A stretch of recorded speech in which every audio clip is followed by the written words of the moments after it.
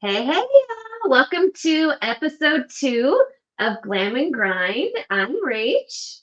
And I'm Jules. And this week, our episode is the entrepreneurial mindset, the grind inside our mind. So, we're just going to talk about our entrepreneurial mindset, how we got to where we are, and some of our struggles to help you guys along the way to keep that mindset and to get to the next level. So, Julie, what are some significant milestones that you've encountered along the way in your entrepreneurial journey? So, milestones from a mindset perspective or Yes. challenges?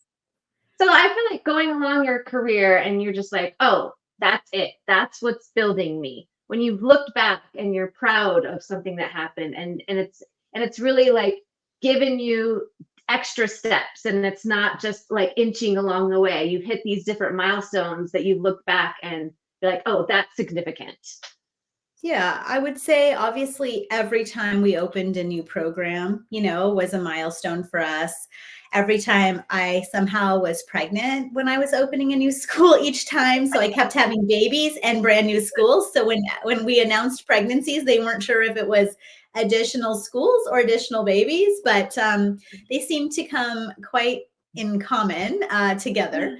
So I would say, yeah, obviously having my children, those were huge milestones. Opening schools, obviously getting married because that happened in our first year of business as well. I would say those are sort of the bigger things that stand out. But obviously, even just like small milestones, like daily stuff that would happen if I had a leader have a breakthrough or we had a realization of a process that was just so needed, right? So I feel like there's big breakthroughs and milestones, and then there's smaller day-to-day wins or milestones, I guess we would call them. So just so many significant milestones in business throughout our growth for sure. How about you? So yeah, for me, it started out as just this little side thing. And so I think one of the big ones for me was getting a building. That was a big deal for me. And then looking back to when my husband quit his job, we went to our accountant and we said, this is our plan. Eric's gonna quit his job and come work at the business full time. And back then it seemed like this little daycare, like you're just this little daycare. What are you doing? You're making an $80,000 a year mistake, giving up his income. And I was so proud to show him that we knew what we were doing when Eric quit his job, and it made us be able to propel to the next level. And anytime, again, same as you, is when we had an expansion or when we would promote a leader or something like that. When I bought my first building, that was a big deal. I didn't even have the money for a down payment. I had to borrow $10,000. I couldn't get a loan, couldn't borrow money, nothing. My credit was horrible. So we had to borrow $1,500 from my mom to get the radon thing checked. And so those were big deals. I felt like a big girl, like, oh my goodness, we have a building now. And my husband quit his job. But I didn't realize it until I looked back. And every time we have a big milestone, like we just scaled again, and you're just grinding, grinding, grinding, and you're in the minute. And same with this podcast. I mean, we're grinding, grinding, grinding, doing all this stuff. And it's not until you breathe for a minute and you look back and you're like, oh my goodness, like I did that. I'm proud of that. And that's what keeps me motivated to keep going. And we have those hard things, which we're going to talk about too, but you have to remember those big milestones so that it keeps you motivated to keep on going. Yeah, no. And as you were saying yours, I'm like, right. Yes, absolutely. Like the first time that we didn't have to use Bo's check to cover payroll, right? That was a huge milestone.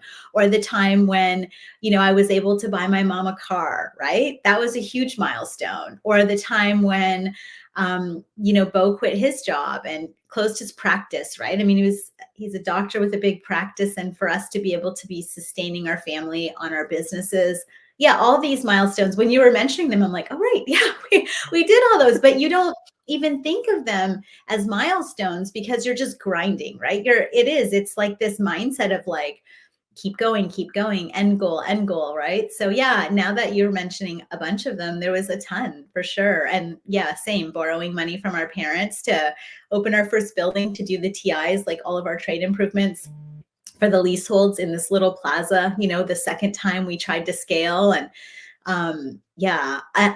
one of the really funny things, I'll just be really quick with this, but as you're mentioning milestones, it came up. When I moved to the States, I was on an EB2 visa. And so I'm not American, obviously. I had no credit in the US. And I went to a Banana Republic to buy a few suits because I had bought an apartment here because I was, going back and forth. And I went to Banana Republic and they're like, if you buy 3 suits, it's like 40% off or whatever, if you use the Banana Republic card. I was like, oh, awesome. I'm going to get the card, right? I got all my 3 suits ready at the cash. And she's like, oh, I'm sorry, you've been denied. You can't get a credit card. And I was like, what are you talking about? Like, I had just sold my schools in Canada. And she's like, yeah, no, you don't have any credit. I was like, so we didn't realize, but the first 2 years of business, we had to run our business entirely with 0 credit. And I don't know if you ever have had a business, but to run, 7 schools on 0 credit and cash only was why I'm so anal about the CCC and the cash cycles and the cash flow. And now I'm just having PTSD, remembering all that while you're bringing these things up, thinking, holy moly, like how that was a huge milestone, right? I mean, how did we even do that? I don't even know, honestly, still to Well, this and day. me too. I mean, I told you, like I said on our last episode, how I learned the Dave Ramsey way, right? So that's how I started my business. So No, well, we ran cash only also. I had no credit. I couldn't even get an Amex credit card, y'all. I mean, literally no I credit. couldn't get a Banana Republic one. Rachel, you know how easy it is to get a store credit card? I came out and cried to Bo in the car. I was like, I can't even get a credit card. Like literally, I was like devastated. But yeah, like Oh, running your business with 0 credit is honestly a huge feat, right? Like, how did you yeah. even do it? I don't even know how we did it. I mean, it's so funny because it's talking about milestones. Literally, when I finally was approved to get my Amex credit card, that was a huge day for me because I had applied so many times for years and years. It was years after I had my business before I finally was able to get an Amex credit card. Yeah. And we didn't have any business loans, 0, until this last acquisition that I just did. That was the only business loan I've ever had since I've started my career. So we've always just had cash, but I think that's why we've been so successful, and we've always been really, really careful about the bottom line because of how we started. So And how do it's you also, approach? Go ahead. yeah. Sorry, I was going to say it's also probably why it took us 10 years the first time, because we didn't use the leverage, right? We used the fact of like having to scrounge, and a little bit of that comes from like historical money trauma, right? In our families or in our background, that we were taught that at some point you won't have money, or you could lose all this, right? This whole mindset of like where we come from. I mean, parents that came from, mine were immigrant parents, but my grandparents came from warlike situations, right? So everything was saved. Like my grandma still today saves like 3 leaves of basil if she doesn't use them, right? Like it is really a mindset that you have to get over. When they start talking about leveraging, you're like, oh, that's, in the beginning, it's really scary, right? And your mindset is part of why we are afraid of that, I think. So yeah, Yeah, and just that leads into the next question is, how do you approach, we were talking about this when we were doing our photo shoot because we were talking about different kinds of risks, but how do you approach risk taking in your entrepreneurial ventures now versus back then when you're, really running a cash business versus now when you leverage your assets? yeah. Well, I would say honestly, Rach, I've always kind of been risk tolerant to some degree. I really have never been risk averse, good and bad. So in the beginning, it did cause some issues to be risk tolerant, maybe with the wrong people or the wrong setup, or trusting people we shouldn't have. We went through all the things, right? And I think becoming risk tolerant, or more risk tolerant, as we grew, involved more analytics, right? As we grew, in the beginning, it was literally a lot of gut and hunch and, hey, this sounds really good. They're really nice people, right? Let's partner with them or whatever. Where now it's like, after having mentorship and obviously being in the rooms with higher level people, we've been able to really create a more an analytical based risk tolerance. And as I've gotten older, honestly, I feel like it's gone like this a little bit, because now I feel like I'm kind of on the downside of like risk tolerance. I'm almost over analytical. Sometimes paralysis happens because of the anxiety of like, okay, well, I've gotten to 50, I've made it here, we're good. Like, do I want to press a little bit more and risk for that greater return, or am I just good here, right? I'm having that now. I think it's a stage of life too, right? As you go through ages and stages, I think it definitely influences your risk tolerance, in everything, investing, business, all the things, health. Mhm. Yeah, yeah, Yeah. yeah. For me, it is like you said, gut and hunch. Mine was always like my vision. I could see it. I have that ability to just see it. I see a room full of children. I see the staff coming to. I mean, it's just I don't know what it is, but I'm like, it's good. I see it. It's gonna work, But then the more I know, the more I'm like, oh, I need to run demographics. Are there enough children under the age of 5 that need care? Are we in a geriatric town that are they aging out? Can we pay these people what they're needing to get paid? Can we price it? Are we going to outprice ourselves? All of those things that come into play that I didn't think about before come into play now. And is the cost of real estate going to pay off to what my business can afford to pay for rent? All of those factors come into play now, which they didn't before. But another big milestone that helped in our marriage along the way with being an entrepreneur is Eric is very safe, which is good. I need that. He grounds me, right? He's my anchor. And so I always would go to him and say, hey, should we expand? Should we buy this building? Should we do this? Should we do that? Should we buy a bus? Should we, all of these different things. And he would always be like, no, that's too expensive, because he's completely risk averse. So we're very different, opposite. So we had to get to a point in our marriage where I said, I'm the visionary. You have to trust me. I need your support, not your permission. And if I make a mistake, it's on me. I'm the one that made the mistake. I'm the one that's going to pay for it. And, whatever, obviously it affects our family. But that was pivotal in our business journey, because then it was like, okay, I trust you. You know the numbers. You have the vision. You're going to do what it takes to make it work. And now he's like, great. Somebody called and they want to know if we want to expand. And he said, we're always open to opportunities. So Yeah. that was a big change. I would say very similarly, Bo and Eric are like very similar, and we are very similar. And so Bo refers to me as the Porsche and him the brakes. And so literally he tells everyone that. He's like, she's the Porsche and I'm the brakes. He's not necessarily the brakes, but he's definitely more analytical, and he will be more of the detail-oriented person, where I am more definitely the CVO or the visionary of our companies, and of our life.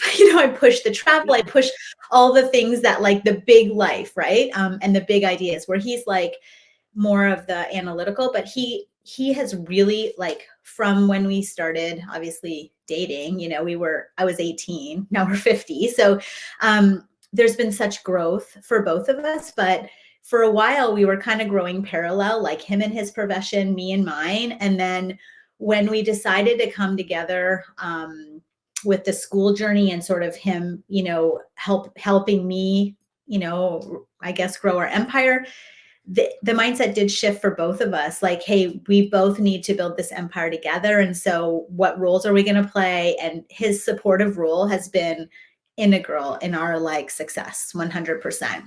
So I would say, yeah, that's why they're going to go hunting together while we like figure out other businesses to buy, because they're very similar. It's great. I mean, that's what we need, right? So yeah. These poor sweet men. We're a lot, y'all. And they I always say that I'm like, they are saints for dealing with us, honestly, and for being so supportive and trusting us in all these things that we want to do. And yeah, I mean, we're just super blessed and lucky, I would say. I don't know who else would put up with us. So yeah, Yeah. for sure. All right. So So how do you stay creative and innovative in your business endeavors? And I mean, to add to that, because we're both extremely ADHD, if y'all can notice. So if it's boring, I'm not coming. And so I have to be innovative and creative, or I'm just not going to do it. I'm out. So Julia, how about you how do you stay creative and innovative in your business endeavors? yeah, I would say similarly to you, we are pretty much the same person. When you talk, I'm like, yeah, ditto, pretty much the same answers and same ideas. But one of the things I have sort of committed to early on is becoming serially innovative, meaning like every day or every few days, if I have a new idea and I can't execute it on it right away, I'm figuring out how to create some type of like way to put it in the business I'm currently owning, or down the line, like how can I think outside the box, honestly, a lot. And so yeah, I would say my creative side is definitely my strength. I would say that is my biggest strength, and the ability to focus is my biggest detriment to some degree, right? And so they say when you have attention deficit, I mean, everyone's like, it's a disorder, right? But I'm like, it's not really a disorder. I really feel like it's a superpower, because we can manage like 9,000 tabs open at once, and our creativity is really fueled by those 9,000 tabs, right? And so our ideas and the things that we come up with, I feel like, are inspired by all those tabs being opened all the time in our brain, whether it's, I don't know, in business, life, whatever. So yeah, I would say keeping myself creative is the thing that fuels me every day. What about you? Yeah. Yeah. So for me, I can't, like I said, I can't, if it's boring, I'm not coming. So I'm always trying to think of ways to be innovative and have unique selling points for my for my audience, for my customers. And how can I serve them better, but how can I do it in a unique way? How can I be doing something in the market that nobody else is doing? And also, I'm very team driven. So how can I do something for my team that nobody else is doing, so that I can be not only the provider of choice, but the employer of choice, and be a place that everybody wants to work. So one of our core values is innovation. So we're always trying to be innovative in the way that, from everything from how we do our scorecards and how we serve our customers. Everything has to be innovative in the way that I do business, but not only in childcare, because obviously that's my main business, but in all my business ventures. So like this podcast, for example, we couldn't do like some just boring podcast for y'all. That's not us. So we had to think of, how can we be innovative? How can we reach people and help them in a way that's unique and something that people will crave, and something they're going to be excited to listen to every week. Obviously, we're going to have a little fun small talk and all of that too, but we want you guys to take away key nuggets every single week to help you move you forward. So I think it's being creative, because that's what fuels me, but also how it's making an impact is what really makes me go to being more innovative. Yeah. And I think our creativity, like, it helps fuel what we love to do, right? I mean, so we already love what we're doing. And so the creativity just gives us opportunities to, like you said, reach more people, impact more people, create an exceptional product, right? For our exceptional clients or our exceptional children or whatever it is. So I feel like since the beginning, actually, our tagline was like, being exceptional was one of the things that we wanted the community to know, that like we were never going to be the same as anyone else. Like we were always going to be looking for the next best thing, the next best product for the kid, whatever it was, right? And so I think when you love something, that creativity just fuels or adds on to your love of what you're doing. And I think both of us, I mean, came from what we're doing, we love to do, you know? So yeah. Speaking of that, the community that we just dropped last week that we're super excited about, and we want you all to join. When Julie and I were looking over it and, you know, getting edits ready for our team, both of us were just like so excited because it's so beautiful and it's so creative and so innovative and so us, that just everything that we were looking at was just, it just like was, we were just so excited for everybody to be part of it and how it's going to make an impact. And that's a perfect example of how we are being creative and innovative in our business ventures. So, yeah.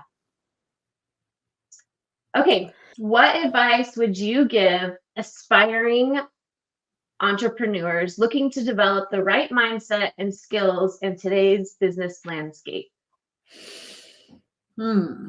Okay, well, I would say belief in yourself. You know, I feel like when you begin any type of business, lots of noise out there, right? There's going to be a lot of distractions, a lot of noise, a lot of naysayers, a lot of people saying, you can't do this. What are you, crazy? You're leaving your W-2 job. You're leaving your stability. You're leaving, you know, what you know to go to what you don't know. I think that if you believe in yourself and you approach entrepreneurship just like you approach anything else, I always say how you do one thing is how you do anything or everything. You have to absolutely commit, have that discipline, be dedicated, and believe in yourself. Those are the things that I would tell you first and foremost. And there's other things that you can nurture, but you definitely have to have that mindset of commitment, discipline, and like there's some talk around, you know, if you fail, which we can get into too, but I would absolutely say those are the things. If you were new and an entrepreneur asking me like 3 things you need to have, and grit, you definitely need to have grit. But you need to be committed, and every day that consistency is super, super important. Having the discipline to keep going when things are not going your way or not going well. Yeah, I would say those are the things that I would tell someone, a young or new entrepreneur. Yeah, I would say for me, it's you have to do it afraid, because there's going to be, you're not going to ever be able to figure it out. A lot of people that I work with and that I coach, they want to know, you know, how they're going to get to the next level, how they're going to do this. And you have to figure out the what first. What are you doing? And then you figure out the who's going to help you get there. And then the how is going to work itself out. So sometimes you just have to do it afraid. Sometimes you just have to jump and figure out how to build the plane while you're flying it. And then it's going to work itself out. You're going to make mistakes. Like Julie said, there's going to be failing involved, but you have to do it afraid. And that's one thing that entrepreneurial people have, that entrepreneurial mindset versus somebody who wasn't born to be an entrepreneur, is that ability to do it afraid, is that ability to have that grit and that grind, and to know that you're not going to give up. You're going to, that didn't work, I'm going to figure out a different way. And that's one thing that if you can't figure out how to do it afraid, you're never going to be able to figure it out.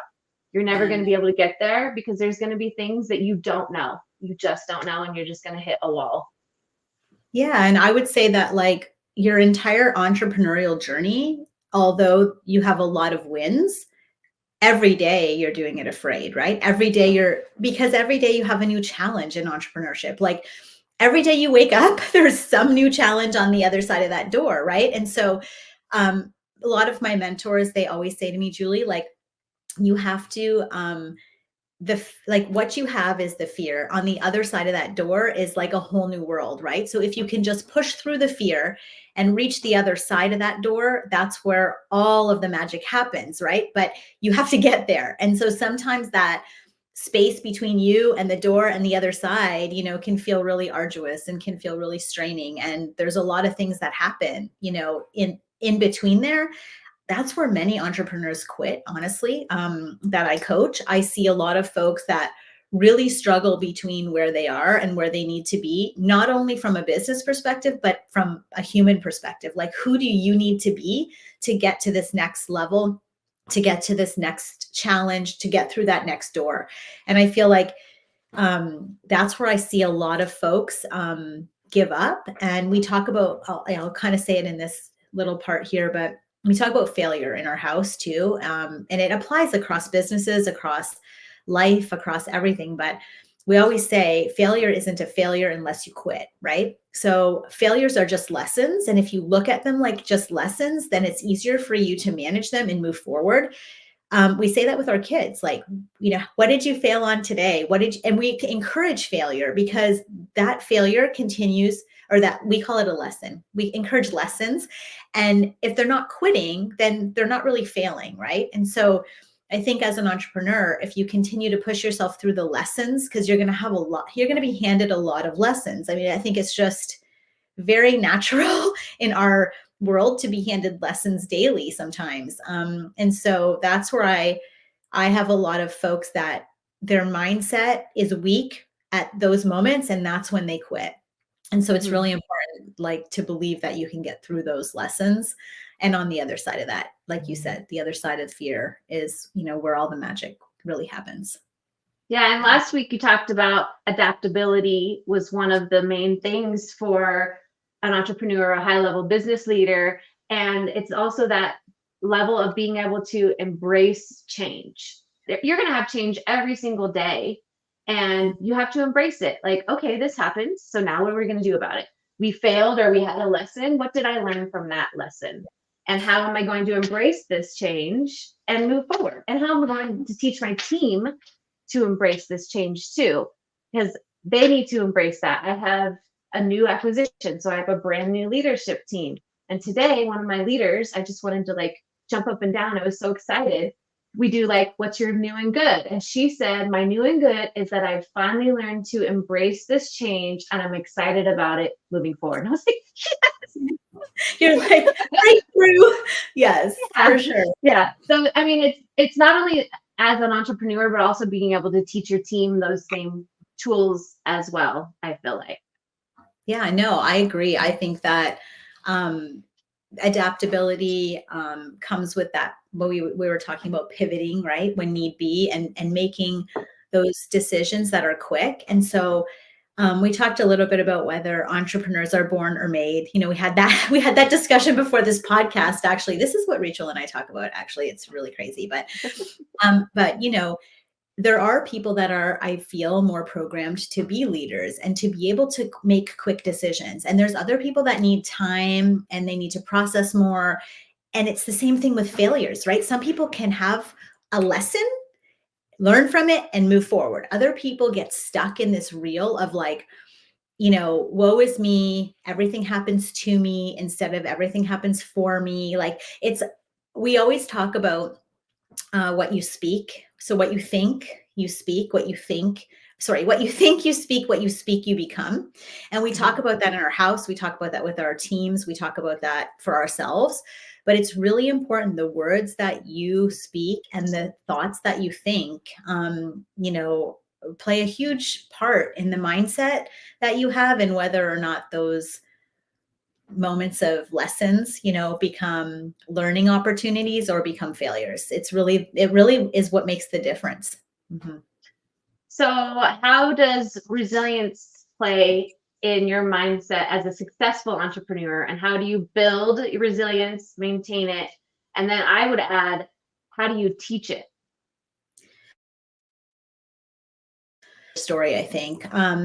So how do I build resilience? I feel like I do a lot of self-talk and I do a lot of self-love things, like, it's okay that happened, and you'll just know better next time, or you'll do better now that you know this, right? Or, when things happen, especially for me, not to me, when things happen for me, I sometimes have to go through these filters for myself, like, what was the lesson I was trying to be taught? Why did this occur? How can I, use this to an advantage? How can I make this part of how I become stronger, how I become better, right? And so before, early on in my journey, I was like, oh my gosh, all these things are happening to me.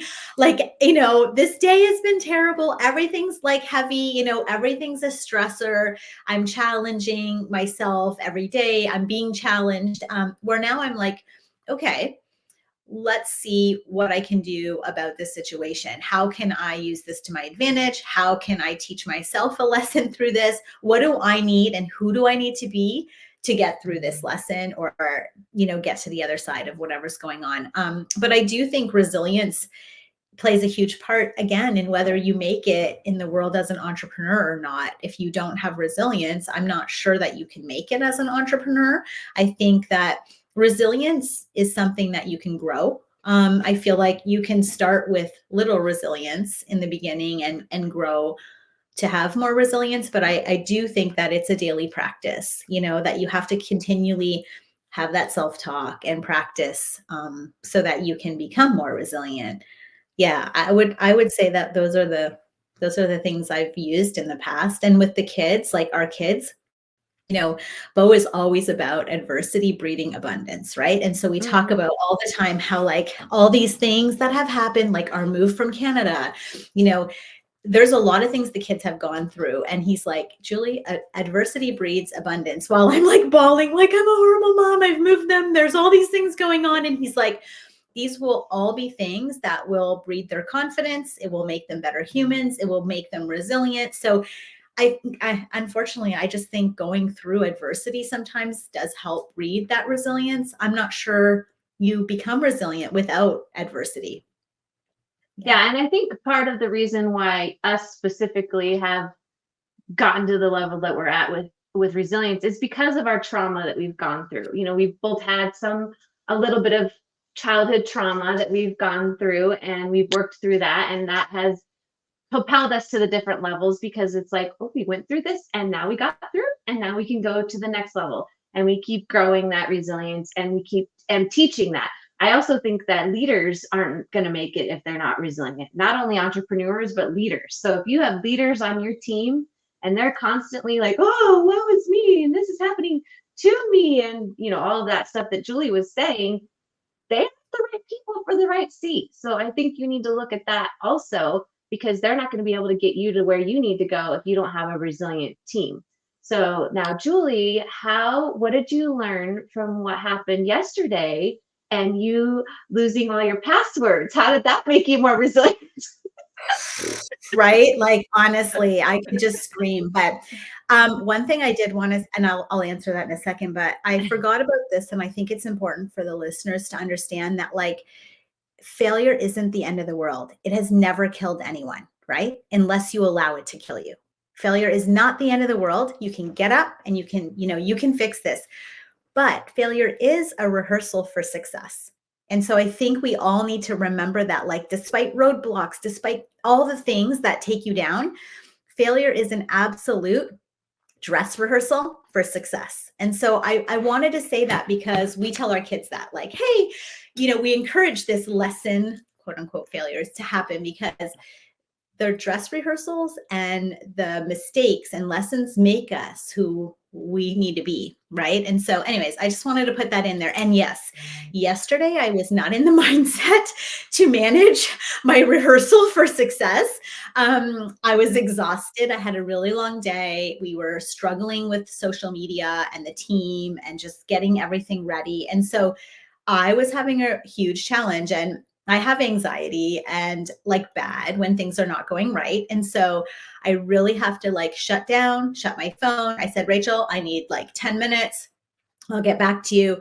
And I had to just, like, breathe and, like, calm myself down and be like, okay, what is really going on here and what's making you so anxious, right? And then Bo came down and was like, okay, what is happening? And I'm just like, everything's going, I lost all my passwords. And anyways, I think that for me, regrouping helps me a lot. Like, I have to stop, take a breath, like, really calm myself down, and then, like, start to think about, okay, Julie, like, this is not the end of the world. This is a rehearsal for success. Like, I actually have to say these words to myself and be like, You're going to make it. This is not the end of the world. Like nothing here is going to kill you. You're not going to die, because your heart's racing. You have all this anxiety. You're having, we'll talk about, Rachel, we have panic attacks. We have anxiety. We have all these things. And nothing has ever happened to us, right? Like physically. But in our mind, your fight or flight syndrome goes into this massive like mental breakdown. And so Rachel will tell you a little bit about hers, but yesterday we were taking turns, like basically having anxiety about different things. And that's what happens when, okay, so another thing, I'm going to just say this last thing, and then I want to talk to you about what happened. But when you're really close to something or making a breakthrough, that always happens. You're always going to have this huge, elevated, massive panic attack, level of anxiety that's like uncontrollable. We always say the devil's working, but like there's always something that when you're really close to success, something major is going to happen in your life. When you're really close to creating that goal or getting there, there's always some major roadblock that's going to come up. And so remember, it's a dress rehearsal for success. Rachel, you want to talk a little bit about your panic, your anxiety? We're taking turns. So, the good thing is that I want everyone here to know this is real. Like, this is real. This is what happens. Yeah. Like, we don't wake up every morning and like, ah, la, la, la, life is grand. Like, we have panic attacks, we have anxiety, we have stress, we have these moments of like, is it time to just give up on this, and that's what I think pushes us, to do. Mm-hmm. I'll talk about it in a minute because it's part of our ending piece. But so I wanted to talk a little bit about imposter syndrome, and then we'll go on to our 3 health, wealth, and happiness tips for you guys this week. But most entrepreneurs face self-doubt and imposter syndrome. This is something that I've researched heavily because I have a whole course on it, because it has hit me hard. And it started as a leader, as an entrepreneur, and then as I grew and then became a business coach and was on the stage for all of these people. When I met Julie, for example, when I meet these high level individuals, and when people are coming to me for advice, I get stuck in this, oh my gosh, why are they asking me? I can't do this. I'm not good enough. And especially when I'm getting ready to go on a stage, you can ask Jen, my VP. She's like, Rachel, you do this every single time. And I get stuck in this, they're not going to listen to me, or it's not going to be good enough, or, how can I help these people? And I have to remind myself that the cure all to imposter syndrome is that it's not about you.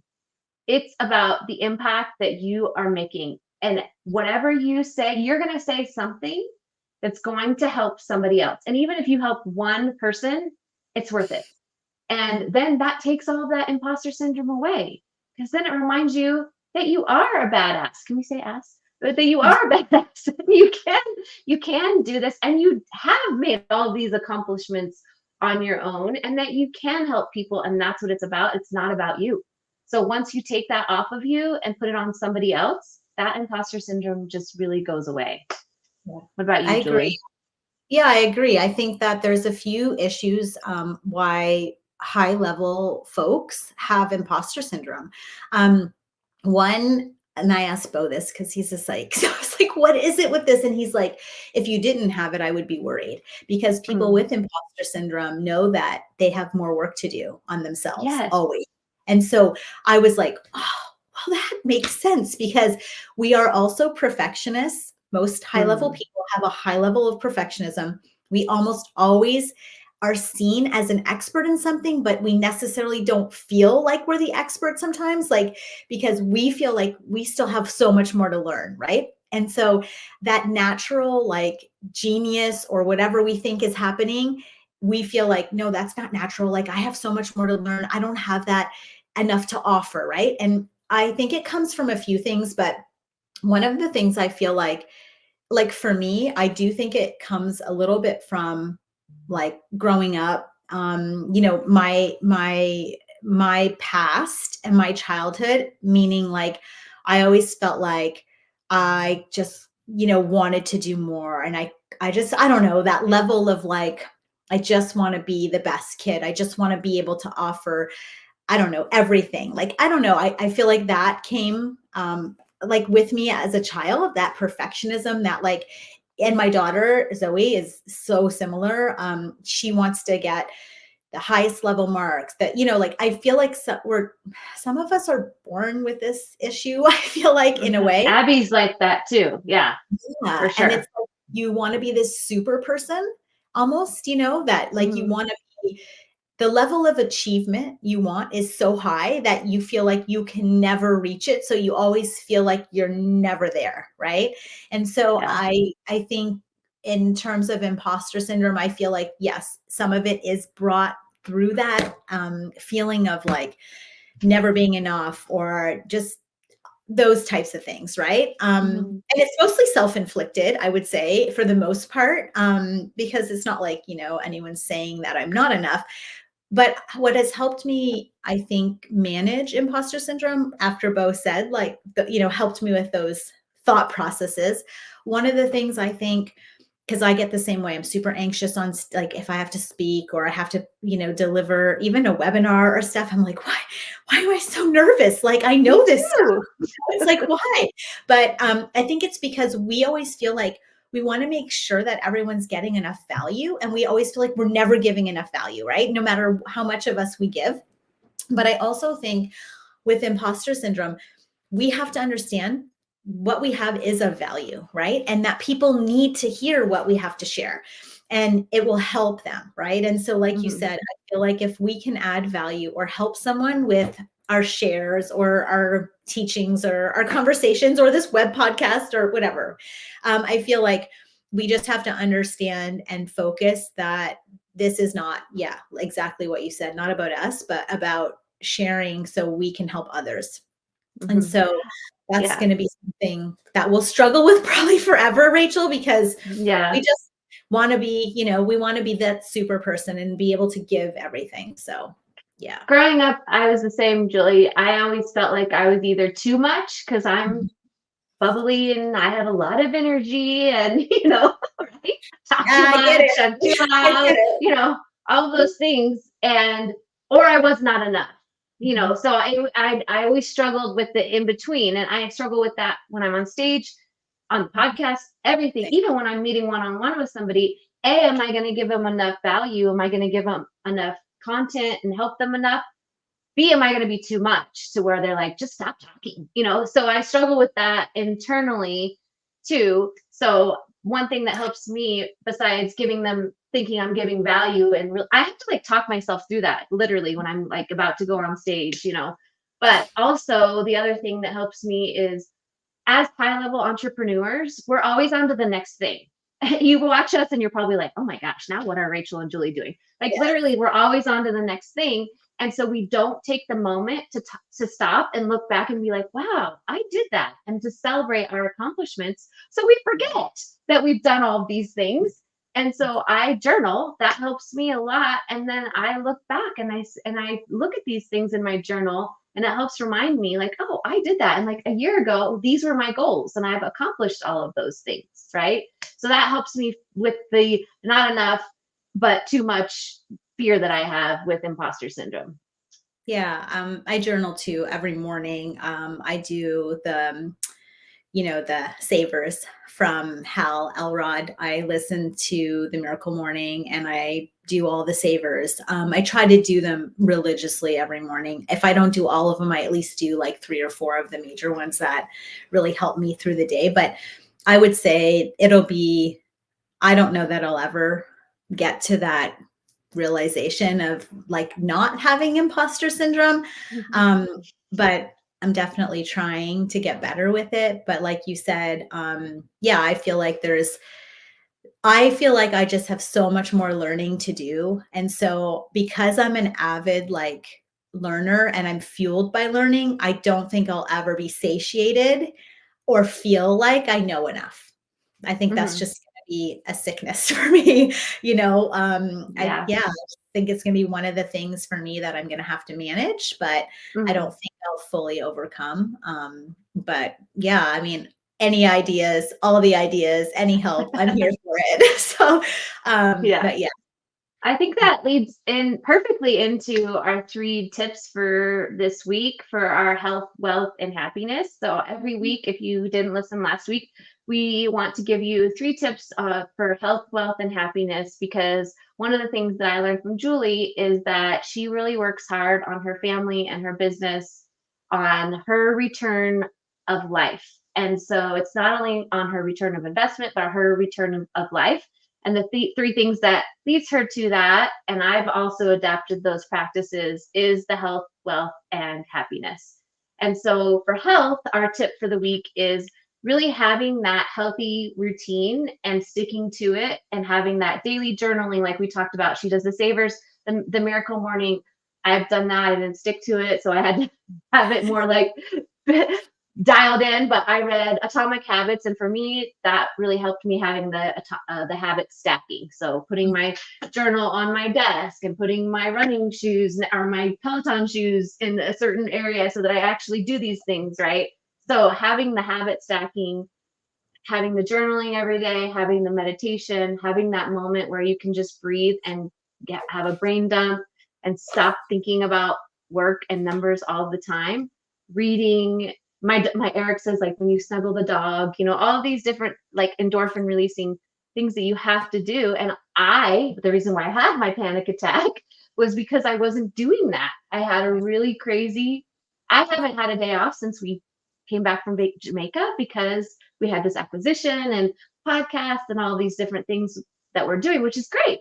But I wasn't keeping up with my health habits. And so I wasn't doing my journaling. I wasn't getting up and working out like I should, meditation, all of the different things. And so I had a full on panic attack when we were in Atlanta, because I'm thinking all the numbers in my head. And I'm like, oh my gosh, what if this? And what if this? And, I just couldn't calm myself down. And it was irrational. Like the next day I wake up and I was like, that was stupid. But it's because I got out of my normal habits and my normal routines. And I know these things because I coach people on them. And yet so I didn't like have a full blown panic attack, because I knew it was fake, or it was my brain lying to me basically.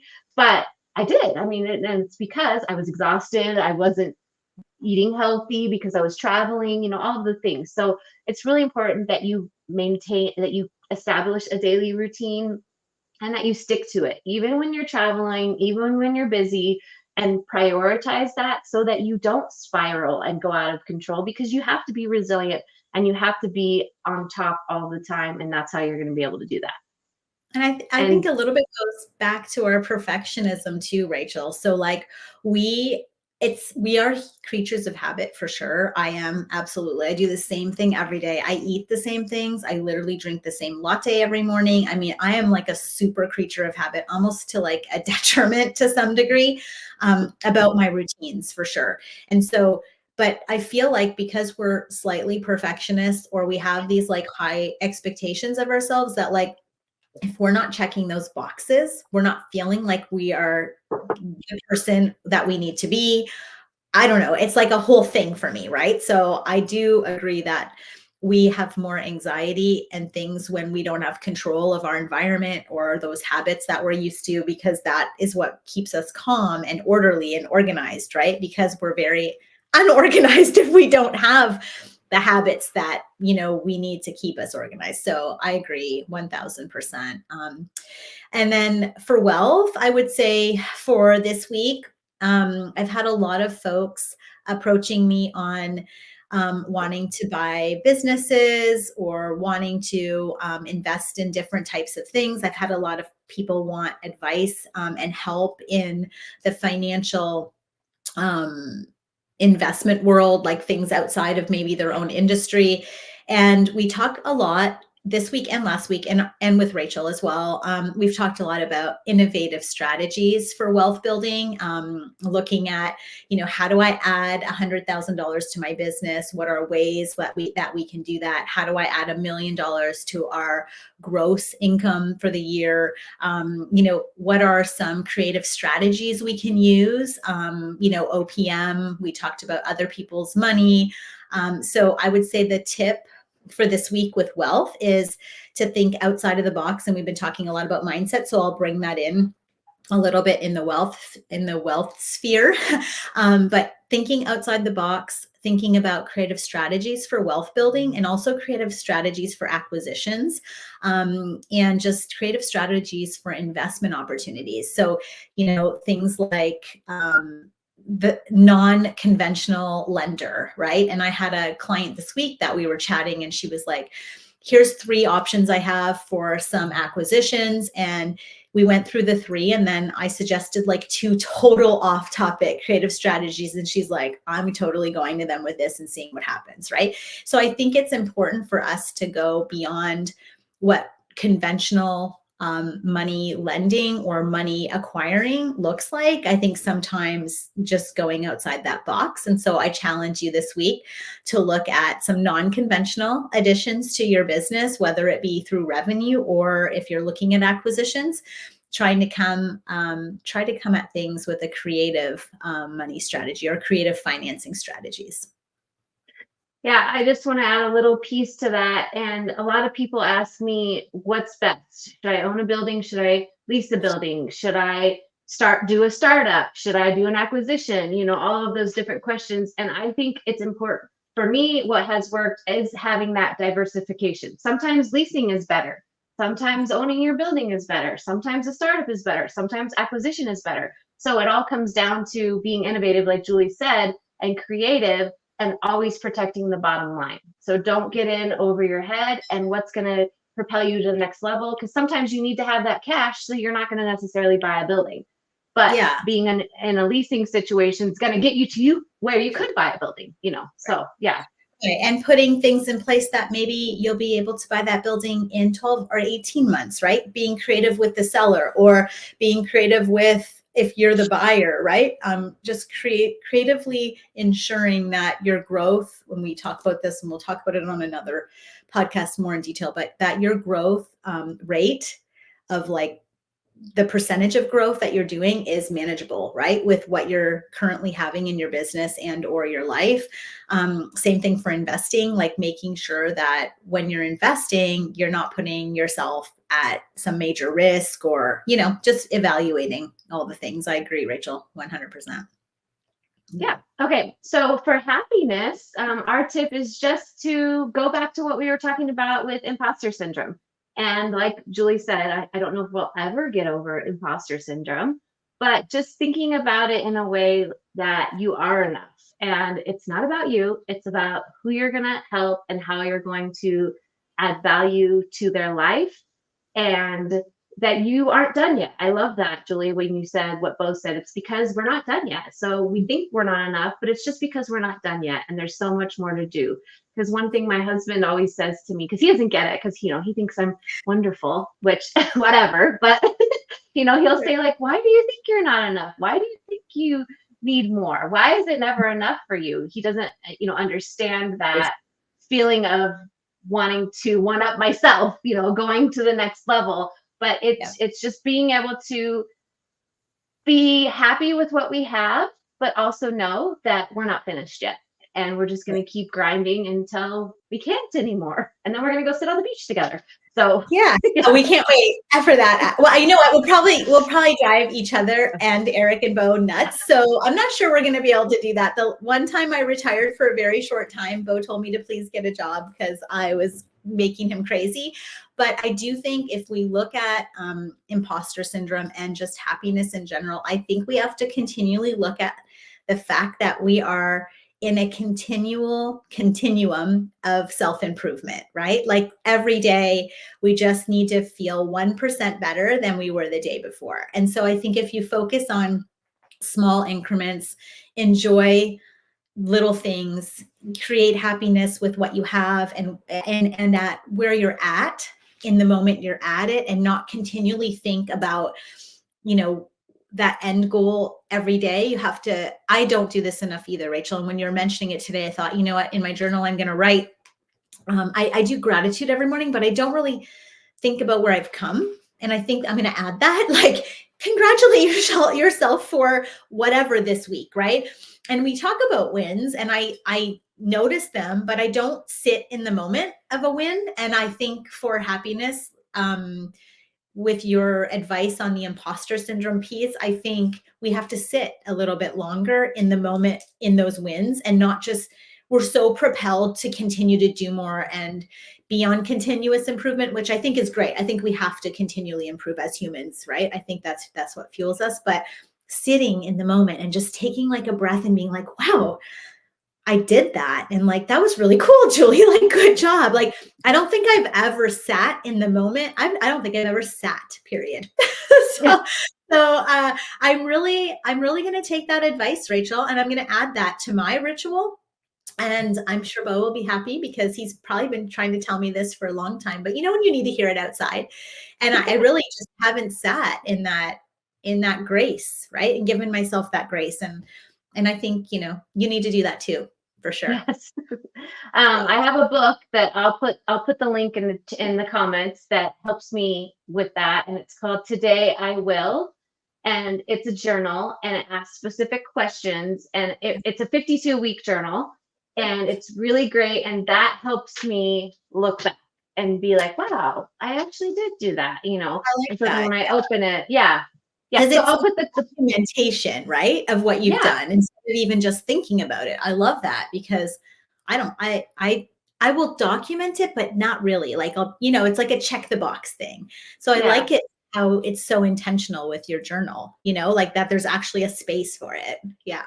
Well, it kind of forces me, right? Mm-hmm. Because I do gratitude too, but I'm always like, what's the next thing? But it kind of forces you to be like, reflect on what is something that you were proud of this week? You know, those different questions that I don't ever stop to think about for myself. I think I ask other people those questions, but you know, not for myself.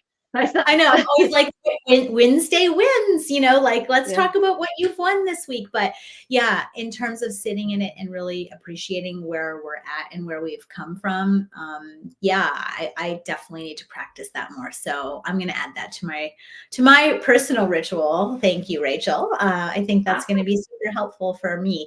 And I just wanted to add one book as well. It's called Immerse for Mindset. It's an incredible book. It really just helps you reprogram your mind for success and manifestation, and just bringing things to life that you have inside of you. And so, Rachel, I'm going to grab your book. And I don't know if you have Immerse or not, but it's definitely a book that you can just throw on in your car even, or your pods on a plane flight.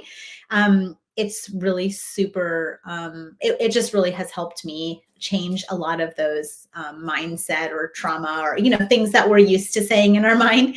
It just helps you reprogram. So there's a couple extras. Maybe we should add, you know, a couple books every time we have a podcast, because I feel like I love to, you know about new books as well. So it helps me too. So thanks for suggesting that, Rachel. Yeah, I love it. Yeah, and if you guys have any suggestions, comments, anything you want to add to, like, what content you want to hear more from us, any questions you have for us, please give us that in the comments, and like and share and subscribe to our podcast. We are hoping that it's going to be live on all the platforms now. We went into a little snafu with that, but we're live on YouTube, and then we're hoping all the audio platforms will be live on tonight, and so that you'll be able to get us. But please follow all of that. And also our community, I wanted to put that out there again, is open for everybody. And we would love for you to join our community. It's a paid subscription, but for the first 3 months, you can join for $79.99. And then after that, it will go up to $99.99. And in our community, there's tons of resources. Like I said, Julie and I were like blown away by what it looked like all put together, and we were so proud of ourselves. We have to be proud of that, Julie. We have to be proud of it. Yes, I'm going to write that. Yes, we were so proud of it. Yes, getting that finished, and all the resources that are in there. It's a community to talk to. We're going to have courses, we're going to have classes, we're going to have meetups and travel and all the different things, and it's amazing. Some really cool guests. backstage guests, Q&A with some really awesome people. So I think, yeah, it's a great community. I already love the vibe in it, the conversations that are happening, and, just the ideas for different communities that we'll be able to add to. So yeah, I was in there today, and we'll be popping in to do some lives with those folks too. The early adopters that are like, yes, we're in. We love that because we're very similar to that. But yeah, and I think just one other thing, if you do love our podcast, if you can give us a review, it really helps. It really helps us help you and impact more people, so that we can be seen and the podcast can come up when folks are looking for mompreneurship or entrepreneurship or mindset help or whatever it might be that we're chatting about. So we would really appreciate that. We appreciate all of you, and thank you so much for following along and listening and giving us so much love and feedback over the last week that we've been, taping and putting stuff out, and we just appreciate so much all of you and just your support and your love. That really fuels us to continue to do more and to continue to hopefully add more value to you all. So thank you so much. We love you and have a great day. Bye-bye. Bye. Thank you so much for tuning in for this episode of Glam and Grind. Make sure you like, subscribe, and share. See you next time.